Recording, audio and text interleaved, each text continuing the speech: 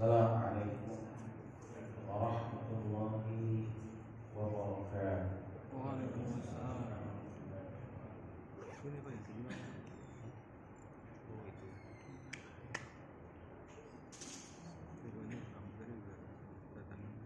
Alhamdulillah, alhamdulillahilladzi hadana li hadza wa ma kunna linahtadiya laula an hadana Allah. Asyhadu an la ilaha illallah wahdahu la syarika lahu wa asyhadu anna Muhammadan abduhu wa rasuluhu la nabiyya ba'dahu. Allahumma shalli wa sallim ala sayyidina Muhammadin wa ala alihi wa sahbihi ajma'in, amma ba'd. Rabbi shrah li sadri wa yassir li amri wahlul 'uqdatam min lisani yafqahu qawli. Allahumma anfa'na bima 'allamtana wa 'allimna ma yanfa'una wa zidna ilman nafi'an. Para jamaah Masjid Baitul Masjid Al-Hidayah rahimahullah, alhamdulillah kita bersyukur kepada Allah di kesempatan sore hari ini kita masih diberikan oleh Allah nikmat iman, nikmat Islam, nikmat sehat walafiat, sehingga dengan perpaduan nikmat tersebut kita bisa dengan ringan hati di masjid yang kita cintai ini. Mudah-mudahan Allah Subhanahu wa taala meridhoi kita dan menerima segala amal ibadah kita. Amin ya rabbal alamin.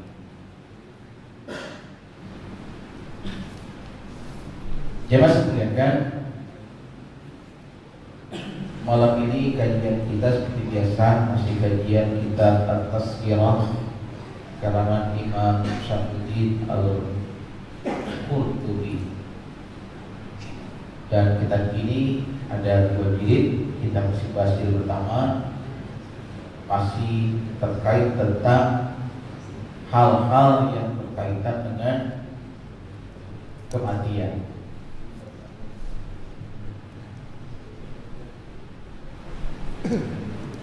Sekarang yang kita bahas adalah apa yang akan dialami manusia saat nyawanya itu dicabut oleh Allah Subhanahu wa taala.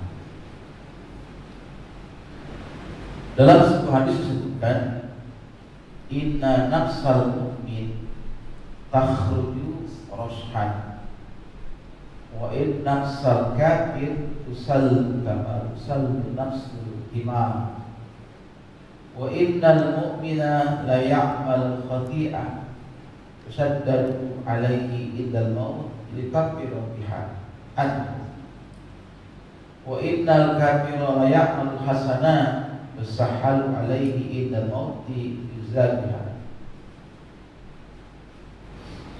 Semuanya nyawa orang mukmin itu keluar seperti keringat. Hadis yang lain menjelaskan nyawa orang itu keluar seperti kita mengeluarkan air dari teko, menunjukkan mudah, ringan. Sama halnya keluar keringat itu kan juga proses yang mudah. Sedang nyawa orang kafir dihunus seperti dihunusnya nyawa keledai, menggambarkan betapa menyeramkan, betapa berat. Dan sesungguhnya orang mukmin itu pernah melakukan dosa, pernah berbuat salah, sehingga dia diberatkan ketika meninggal dunia. Artinya dia menghadapi penderitaan saat dicabut nyawanya itu, mengalami kepedihan, sakit ketika proses meninggal dunia. Untuk apa? Untuk menghapus kesalahannya.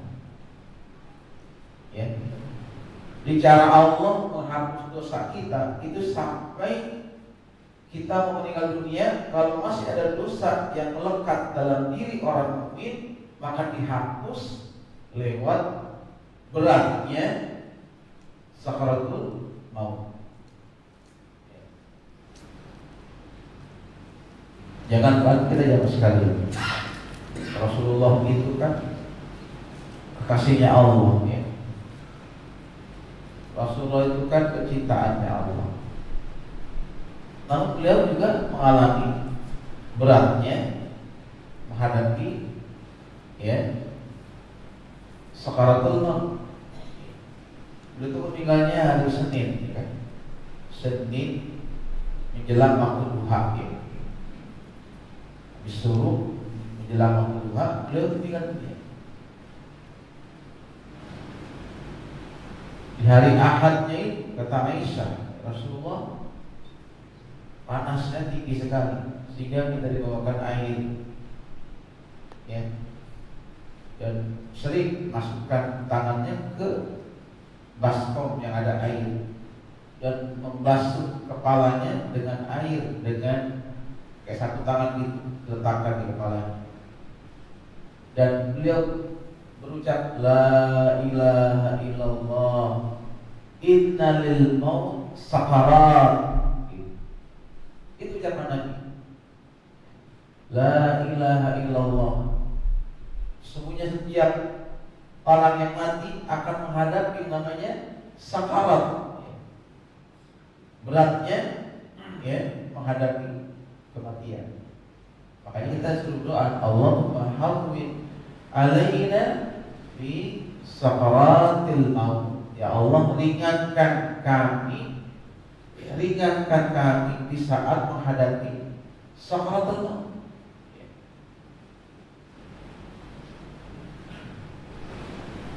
Jadi orang mukmin itu karena berbuat salah, berbuat dosa, dan ketika dia menjelang kematiannya masih ada dosa yang melekat dalam dirinya, maka cara Allah membersihkan dosanya adalah diberatkan dia ketika menghadapi detik-detik mau meninggal dunia, untuk menghapus kesalahannya ini. Dan sebaliknya, sesungguhnya orang kafir pasti pernah melakukan kebaikan. Ada nggak orang kafir berbuat baik? Orang kafir ya suka nyumbang, ada nggak? Ada ya? Orang kafir yang sholat tolong, ada nggak? Ada. Jadi meskipun dia kafir, dia pasti ada kebaikannya. Ya. Maka dia dimudahkan ketika meninggal dunia untuk membalas kebaikannya itu. Subhanallah. Makanya ada orang kafir matinya mudah. Kenapa? Kok bisa gitu? Karena Allah balas kebaikan-kebaikan dia itu ketika dia mati. Kebalikannya, kalau orang mukmin matinya nggak mudah, matinya kok agak susah gitu. Diperlama, diperberat. Untuk apa? Untuk bersihin dosa-dosanya. Karena dosa kita ada yang bersihin lewat sakit. Sakit juga kan bersihin dosa kan? Ada lewat sakaratul maut.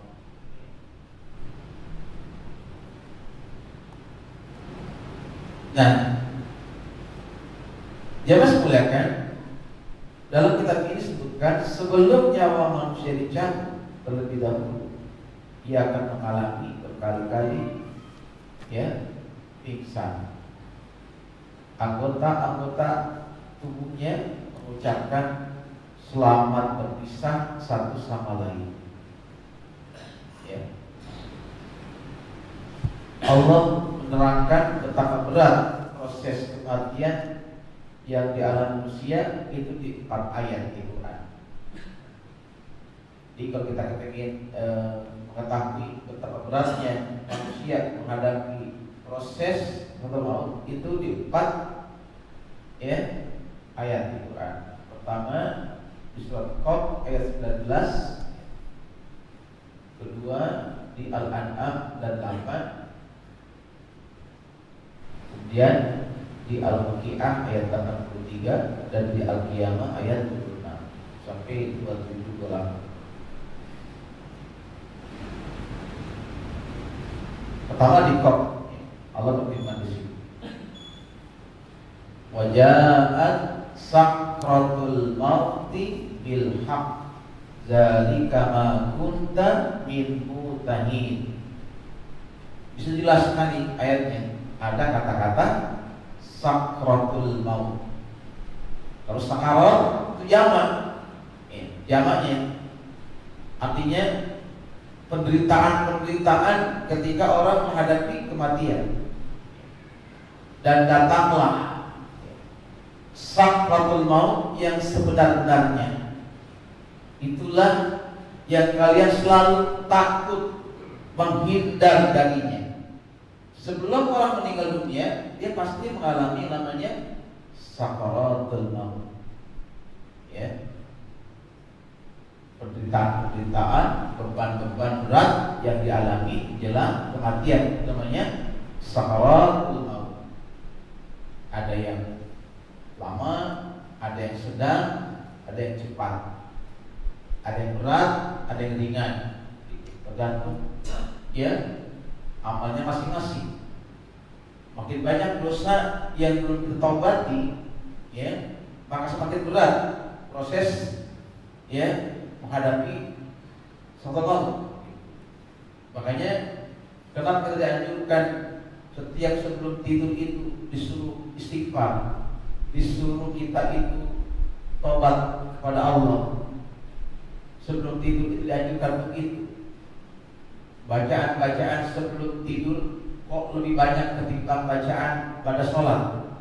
Zikir-zikir sebelum tidur itu lebih banyak ketimbang pada sholat. Kenapa? Karena tidur itu kan tidur itu adalah mati sementara. Dan banyak orang tidur bangun-bangun lagi, ya nggak? Betul. Maka dalam tidur itu ada banyak adab-adabnya, ada doa-doa yang mesti kita baca, ada zikir-zikir yang mesti kita baca, supaya andai kita meninggal dunia, kita diampuni sama Allah. Andai kita meninggal pada malam hari itu, meninggal husnul khotimah, karena kita memulai tidur dengan doa, dengan adab. Bahkan kalau kita ada wudhu, malaikat turun masuk ke rumah kita, masuk ke kamar kita, dia duduk di tempat tidur kita dan dia berdoa kepada Allah, ya Allah, ampunilah hamba ini karena dia tidurnya dalam keadaan bersuci. Di kepengen didoakan malaikat ya sekalian, pastikan saat tidur kita itu dalam kondisi berwudu, bersuci, gitu,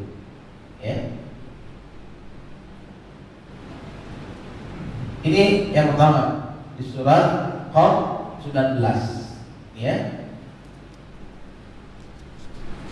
Kemudian di surat Al-An'am ayat 93 Allah berfirman, walau tara idz zalimuna fi ghamaratil maut wal malaikatu basitu aydihim akhriju anfusakum. Al-An'am dan 3. Di sini kalimat sakarat diganti dengan ghamarat, gitu. Mereka di surat Qaf pakai kata-kata sakarat, tapi di Al-An'am Allah gunakan dengan ghamarat. Walau tara idh dhalimuna fi ghamaratil maut. Alangkah dahsyatnya, alangkah ngerinya sekiranya kamu menyaksikan di waktu orang-orang yang zalim itu, para pendosa itu berada dalam tekanan-tekanan sakaratul maut, dalam penderitaan yang berat menghadapi maut. Malaikat-malaikat datang menghampirinya, memakai pakaian hitam-hitam. Malaikat itu bengis, malaikat itu kejam, malaikat itu sadis, kasar, dan dia teriak, ya, sambil teriak dia memukul-mukul tubuh orang itu, ya. Habis dipukuli maka dia berkata, akhriju anfusakum, hai jiwa yang jahat, hai jiwa yang kotor, keluarkan nyawa. Gitu, ya. Ini adalah keterangan Quran, ya, betapa ngerinya, betapa menakutkannya, betapa beratnya kalau orang zalim itu sedang meregang nyawa. Digambarkan dengan detil. Malaikat itu datang menghampirinya, sebelum dicabut nyawanya dipukul dulu, ya. Habis dipukulin, dimaki-maki, ya, dibentak-bentak, dan dikatakan akhriju anfusakum, hai jiwa yang kotor, keluarkan nyawa. Nauzubillah min dzalik. Ini sangat beda, ya. Bila mana yang meninggal itu orang soleh seperti jamaah sekalian di sini, amin. Orang-orang soleh seperti jamaah yang ada di sini, itu meninggalnya gak jarang kayak gini, ya.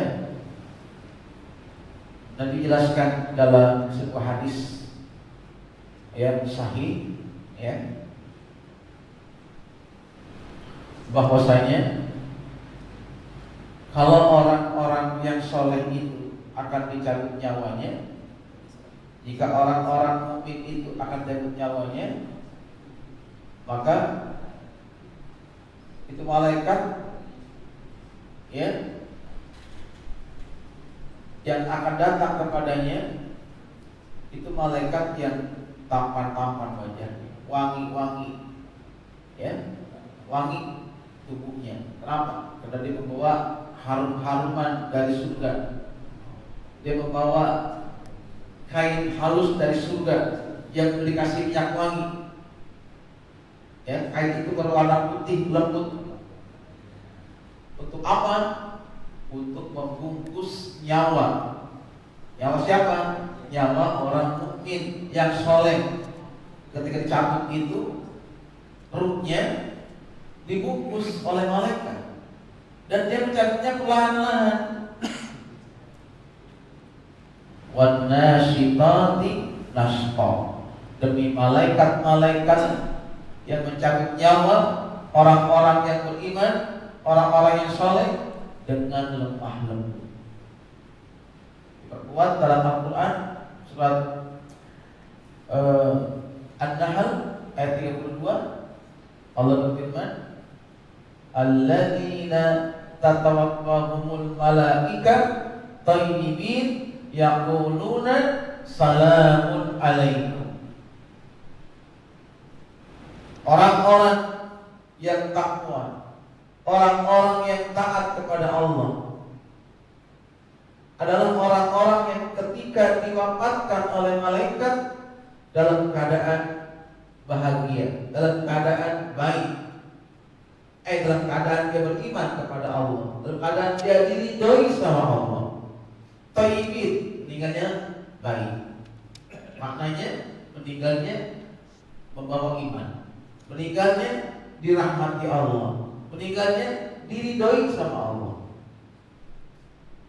Yaquluna salamun alaikum. Maka malaikat-malaikat yang diutus oleh Allah untuk mencabut nyawanya, banyak jumlahnya, ke satu. Ya, berkatalah malaikat-malaikat itu yang mengelilinginya. Apa kata malaikat? Salamun alaikum. Selamat ya, kamu ini selamat. Selamat ya, kata malaikat. Kamu ini orang soleh, kamu ini orang baik, kamu ini termasuk ahli surga. Salamun alaikum. Udkhul jannah bima kuntum ta'malun. Kamu jangan takut ya, surga pintunya sudah dibuka untuk kamu. Maka dia bisa, matanya itu tembus, matanya itu bisa melihat langit, tembus sampai ke surga. Makanya orang kalau meninggal dunia itu matanya buka. Perhatikan matanya itu. Lihatnya kemana? Ke atas. Ya, kena ruh, kena mata itu, dia ngeliatin detik-detik terakhir ruhnya itu dibawa, dia ngeliatin, dibawa ke langit, lihat ruhnya, maka matanya itu ke atas lihat. Ya, subhanallah ya.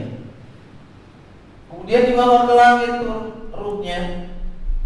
Sepanjang perjalanan dari langit 1, 2, 3, 4, 5, 6 sampai langit ke-7, itu malaikat semua terheran-heran karena ruh yang dibawanya itu mengeluarkan bau harum kasturi. Bertanyalah dia kepada para malaikat yang membawanya, ini ruh siapa nih? Harum seperti ini. Itu ruh Fulan bin Fulan, disebutin namanya. Itu ruh Fulan bin Fulan, orang soleh yang ada ya di negeri Anu begitu. Pertanyaannya, kok malaikat tahu nama ruh itu? Kok malaikat tahu nama yang meninggal itu? Siapa yang ngasih tahu? Coba ya saya. Kok malaikat tahu gitu? Kan gak pernah tahu, gak pernah kenalan. Kok tahu ke malaikat ketika ditanya, ini ruh siapa wangi seperti ini? Ini ruh Fulan bin Fulan. Tahu dari mana? Dari Allah. Allah yang kasih tahu. Di sebelum malaikat ini berangkat turun ke bumi dan menyawa, Allah panggil ke malaikat yang akan cabut nyawa kita. Wahai malaikat-malaikatku, kau akan hari ini kau akan mencabut hambaku, namanya Fulan bin Fulan. Dia adalah hamba yang aku cintai. Dia adalah hamba yang taat kepadaku. Maka berlakulah lemah lembut kepadanya. Muliakanlah dia, mudahkanlah dia dalam proses ya keluar ruhnya.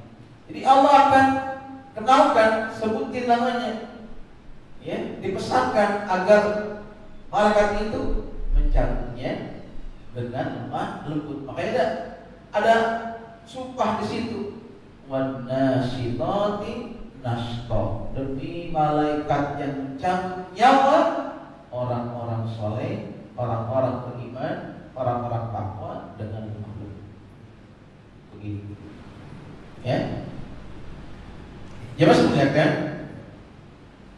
Kemudian ayat berikutnya di Al-Qiyamah ayat 26, 27, 28. Kalla idza balagatit taraqi wa qila man raq wa dhanna annahu firaq wal taqatus saqu bis saq. Al-Qiyamah. Sekali-kali jangan, kata Allah, apabila napas seseorang telah mendesak sampai ke kerongkongan, di napas itu terakhir, kita tuh kalau udah mati, udah terakhir, nyangkut di sini. Makanya orang tuh yang matinya suul khotimah, kata Nabi, digambarkan seperti bunyi unta yang disembelih, napasnya itu. Seperti itu. Nah, kalau orang tuh meninggalnya kayak tak atau sapi sembelih keluar bunyi kayak orang kayak itu adalah ciri-ciri suul khotimah. Tapi kalau orang itu meskipun napasnya sampai tenggorokan namun nggak ada keluar kayak gitu, itu insya Allah husnul khotimah.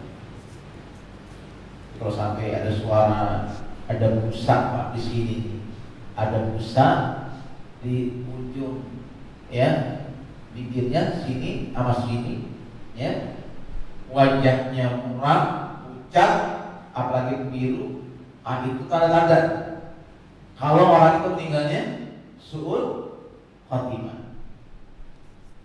Kalau dia meninggalnya wajahnya cerah, ya, ada senyum, hidungnya agak mengembang, ada keringat di dahinya, itu tanda bahwa orang itu meninggalnya dirahmati Allah, meninggalnya diridhoi Allah, meninggalnya husnul khotimah. Ya, dia menggambarkan sekali-kali tidak apabila napas seseorang telah mendesak sampai ke kerongkongan. Wakila manra dibisikin tuh sama malaikat yang mencabut nyawanya. Kila manra dikatakan siapa yang bisa nyembuhin kamu. Kalau udah nafas ke tenggorokan, siapa yang bisa nyembuhin kamu? Siapa yang bisa nolongin kamu? Kemarin kamu jenderal bintang 5, ya. Kemarin kamu pejabat, kemana-mana dikawal, kemana-mana dijaga. Sekarang kamu sendirian. Man ra, siapa yang nolongin kamu? Siapa yang belain kamu? Siapa yang bisa nyembuhin kamu? Wa dhanna annahu firaq, dan dia ketika itu yakin, wah inilah saat perpisahan. Gitu. Jadi kalau orang itu kan nyawanya di tenggorokan, Allah katakan, dan dia yakin itulah saat perpisahan dengan anaknya, dengan istrinya. Wa dhanna annahu firaq. Wattaqatus sam bisam, dan betis itu saking terkejutnya dia dicabut nyawanya, itu betis sampai bertahun. Kayaknya orang itu perhatikan kalau orang itu lagi proses nyawanya, kakinya itu berdiri, kakinya itu telapak kakinya gitu, angkat lagi. Kalau kan kakinya begini, tapi begitu dia udah cabut, kan nyambutnya dari ujung jari, itu nyawa, angkat gerak kaki. Nah, out udah gerak, berarti malaikat out udah bekerja. Nanti kalau udah nyampe di sini nih, ruhnya, nyawanya ke sini, itu menegak kakinya sampai bertaut gitu, sampai rapat gitu. Ya, menahan sakit yang luar biasa ya mas kalian. Jadi Allah menggambarkan begitu detailnya tentang kondisi keadaan orang ketika sedang sakaratul maut. Insyaallah. Jadi sebenarnya kan, kemudian ya,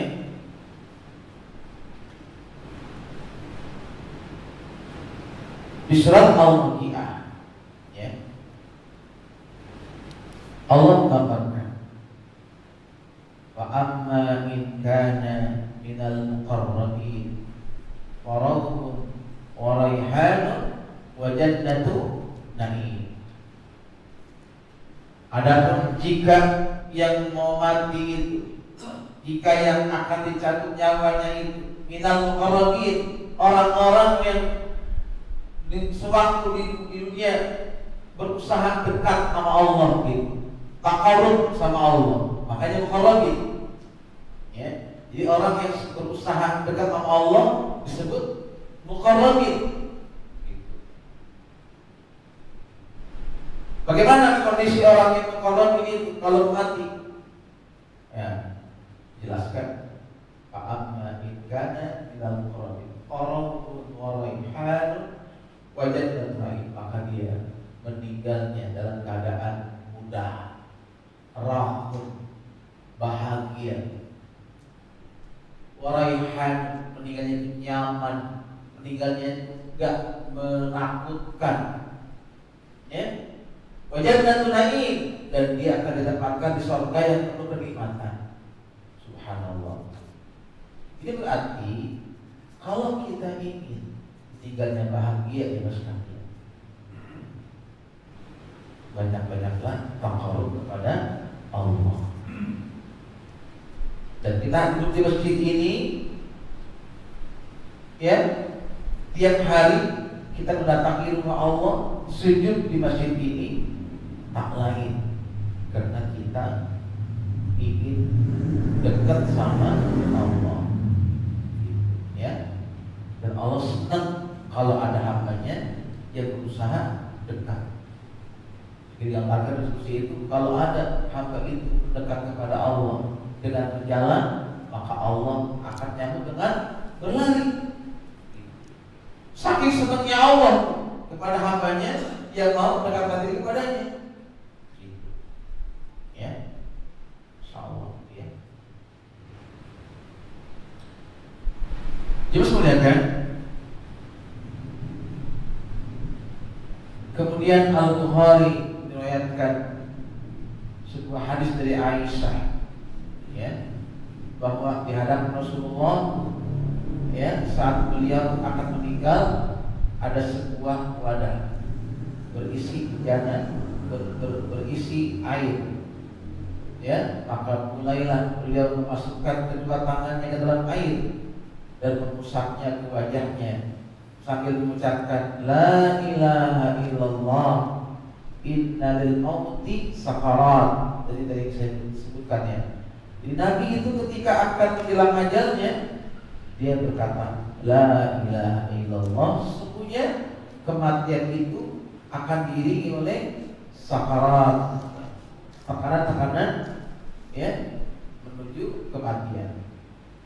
Dan beliau tangannya ditegakkan begini, berkata ma'ar rafiqil a'la, ma'ar rafiqil a'la, bersama, ya, teman-teman setia, ya, yang memiliki kedudukan yang tinggi sisi Allah Subhanahu wa taala. Baik, kita sudah aja. Mungkin aja dulu, ya. Kita betul. Muadzinnya jadi sekarang.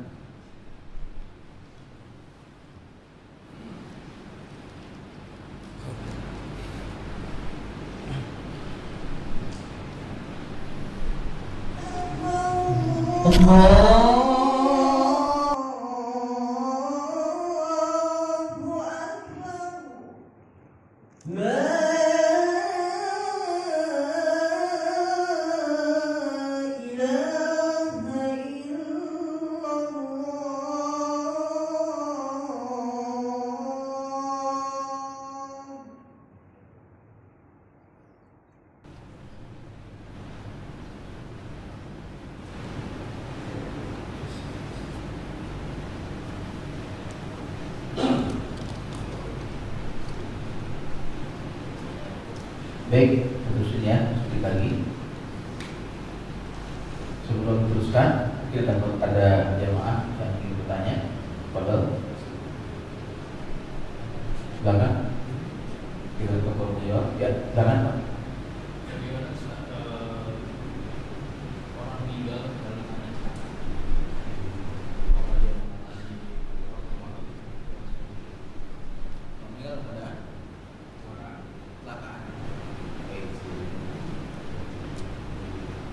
Terima kasih, ya.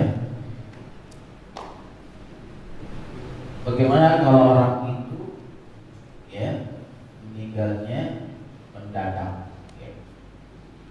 Misalkan kecelakaan, ya. Apakah dia itu mengalami atau mau tetap mengalami kecelakaan? Ya, cuma bedanya gini. meninggal mendadak, kalau itu menimpa orang beriman, itu adalah rahmat dari Allah, dipermudah dia meninggalnya, ya.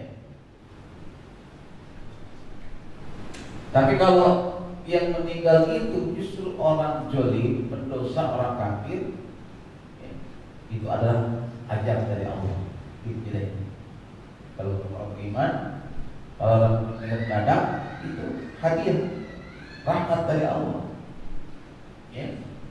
Di orang kafir itu merupakan sebuah ajar.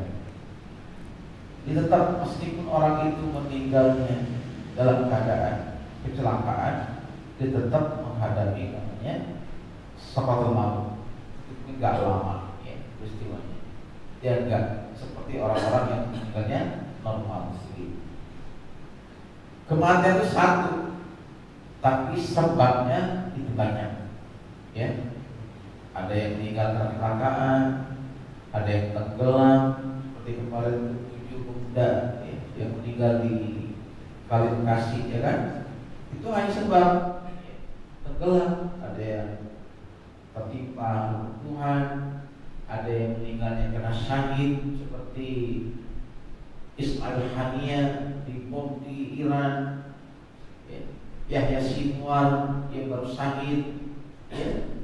Itu cara orang meninggal dunia kan beda-beda, ya.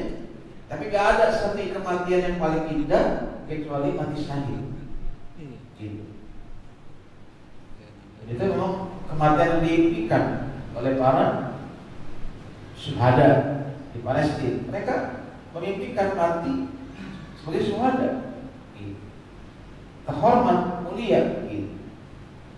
Meskipun, ya, di mata orang kafir Amerika dalamnya teroris, tapi di mata Allah mereka adalah syuhada, karena mereka berjuang untuk agama Allah, berjuang untuk membebaskan Al-Aqsa dari cengkraman Zionis. Begitu, Pak, ya. Ya. Yang lain, silakan. Ya, Pak. Tadi kan Nabi waktu mau meninggal dia bilang inna mauti la sakaratul maut, ya. Artinya Nabi tahu udah mau meninggal, Ustaz. Gitu bisa juga ke kita gitu. Kita tahu kita bakal meninggal. Ya, baik, Pak Ustaz. Semua nabi, ya, semua nabi itu mengetahui bahwa dirinya akan meninggal. Ini keistimewaan. Kalau meninggalnya Senin, ya kan? Hari Minggu itu Fatimah datang. Itu adalah kunjungan terakhir Fatimah. Ketika datang,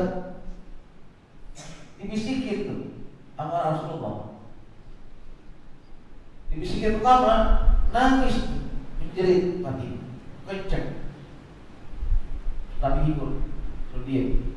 Bisikin lagi, habis dibisikin, yang kedua dia tersenyum, tertawa, gembira, gitu. Kemudian setelah Rasulullah meninggal dunia dan selesai pemakaman, Aisyah penasaran.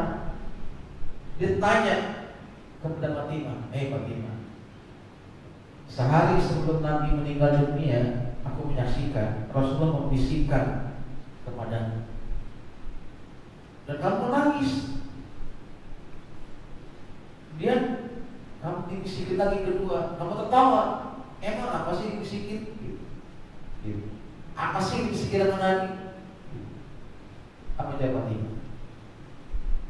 Pertama, Nabi membisikkan bahwa dia akan segera meninggal dunia karena sudah diketahui sama malaikat Jibril. Jadi Nabi kan sebelum meninggal dunia akan ditawarkan dulu, ya Muhammad, usiamu tak lagi habis. Kau suruh pilih sama Allah, apakah kau pengen umur panjang, ya, dikasih hidup agak lama panjang, ya, dikasih kemewahan dunia, rezeki yang banyak, atau kau lebih suka bertemu dengan Allah. Ditawarin dulu. Jadi malaikat Jibril itu disuruh oleh Allah ya agar menemui Rasulullah bahwa dia akan meninggal. Sama dengan Musa itu, karena malaikat itu yang menyampaikannya nyamar sebagai manusia, dia kan tahu malaikat. Dikabarkan, Musa, umurmu kalau lagi akan habis, kau kalau akan mati. Ditabok tuh malaikat mau apa sampai copot ke matanya, ya kan? Bisa, ya? Ditabok. Tuhan malu sama Allah. Ya Allah, saya sudah sampaikan pesan pada Musa. Ditabok saya sama ditabok. Gitu. Jadi semua nabi ketika akan meninggal dunia itu diinfoi dulu. Jadi kan tahu bahwa dia akan meninggal dunia. Beda sama kita bukan nabi, ya kan? Kita tahu kita bukan nabi. Tapi orang-orang soleh yang dekat sama Allah itu ada yang mereka punya semacam kayak karomah gitu. Dia tahu bakal dia akan mati, dia udah rasa gitu. Makanya ada kisah Imam Abu Hanifah itu saat meninggal dunia dibilang percikan rumah ini dengan minyak wangi karena ada yang mau datang. Malaikat kan sebenarnya minyak wangi kan? Dia mau tahu gitu dia kalau mati sampai menyuruh keluarganya supaya seluruh sudut rumahnya percikan minyak wangi. Kasihlah minyak wangi di seluruh rumah karena ada tamu yang bakal datang. Dia tahu kan? Nah, itu manusia, tapi dia ulama yang dekat dengan Allah, gitu Pak ya. Dia punya karomah namanya, ya. Gitu Pak ya. Ya. Ya. Cerita waktu Nabi Musa mau jadi awalnya malaikat ke Nabi Musa senang makanya malaikat. Ya. Itu kan sekali aja. Baik, makasih Pak atas koreksinya. Siapa malaikat siapa nabi itu dengan ini waktunya mati. Iya. Nggak ada kayak gitu. Iya. Iya. Iya. Jadi itu debatable ya. Jadi ada yang mengatakan itu Israiliyat, artinya hadis-hadis yang dari Israel, ya kan? Tapi nanti pesan kepada kita, kalau ada hadis-hadis Israel itu kalian jangan bersikap satu, ya, jangan terlalu mempercayainya. Yang kedua juga jangan terlalu antipati, begitu, ya antipati. Artinya tolak mentah, karena ada juga yang mungkin di antara hadis-hadis itu yang mungkin ada kebenarannya. Gitu. Makasih banyak koreksinya. Jadi itu kisah, ya. Sama halnya Nabi Yakub ketika meninggal dunia, dia juga sama, ya, dikabari oleh Allah bahwa dia bakal mati, ya, itu Pak, ya. Makasih banyak atas koreksinya. Cukup ya? Cukup. Baik, sampai sini kita tutup doa. Subhanaka Allahumma wa bihamdika asyhadu an la ilaha illa anta astaghfiruka wa atubu ilaik. Assalamualaikum warahmatullahi wabarakatuh.